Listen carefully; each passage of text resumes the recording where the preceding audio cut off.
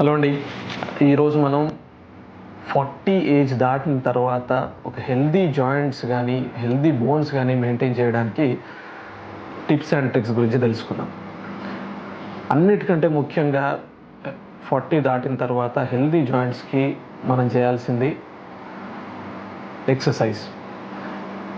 మన బాడీలో muscle tone కానీ, మజిల్ మాస్ కానీ మెయింటైన్ అయినప్పుడు మనకి మజిల్ వల్ల బోన్స్ కానివ్వండి, జాయింట్స్ మీద ప్రెషర్ అనేది తక్కువ చేస్తూ ఉంటాయి. దీనివల్ల రెగ్యులర్ ఎక్సర్సైజ్ అనేది చాలా ముఖ్యం. ఈ ఎక్సర్సైజ్లో కూడా ఒకటి వెయిట్ ట్రైనింగ్ వల్ల మనకు మజిల్ మాస్ ఇంక్రీజ్ అవుతుంది. ఈ మజిల్ మాస్ ఇంక్రీజ్ అవ్వడం వల్ల మనం ఇంతకుముందు అనుకున్నట్టుగా జాయింట్స్ మీద, బోన్స్ మీద ప్రెషర్ అనేది తగ్గి మనకు ఒక హెల్దీ జాయింట్ కానీ, హెల్దీ బోన్ కానీ మెయింటైన్ చేసుకోవడానికి ఆస్కారం ఉంటుంది.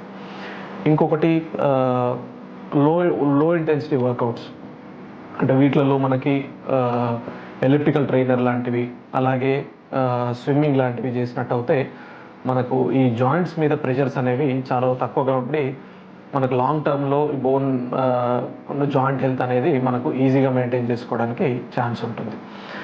ఇంకా తర్వాత వచ్చేసి మన హెల్దీ వెయిట్ మెయింటైన్ చేసుకోవడం. మనం ఎప్పుడైతే మన బాడీ వెయిట్ అనేది పెరుగుతూ ఉంటుందో మనకి వెయిట్ అంతా కూడా మనకు ఈ జాయింట్స్ మీద ప్రెషర్ పడడం వల్ల జాయింట్స్ తొందరగా ఆరగడం, జాయింట్స్లో ఇబ్బందులు రావడం, జాయింట్ పెయిన్స్ రావడం అనేది కామన్గా చూస్తూ ఉంటాం.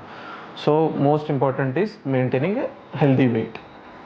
తర్వాత వచ్చేసి వెల్ బ్యాలెన్స్డ్ డైట్ వల్ల మనకు ఈ వైటమిన్ డి కానివ్వండి, ఈ కాల్షియం రిచ్ ఫుడ్స్ కానివ్వండి, ఇవన్నీ కరెక్ట్గా తీసుకున్నట్టు అయితే కనుక మనకు ఈ బోన్ హెల్త్ అనేది కరెక్ట్గా మెయింటైన్ చేసుకోవడానికి ఛాన్స్ ఉంటుంది. తర్వాత వచ్చేసి strict no is avoid smoking వల్ల బోన్స్ కూడా చాలా వీక్ అవుతూ ఉంటాయి. దీనివల్ల ఓవర్ టైంలో ఫ్రాక్చర్ రిస్క్ అనేది కూడా పెరుగుతూ ఉంటుంది.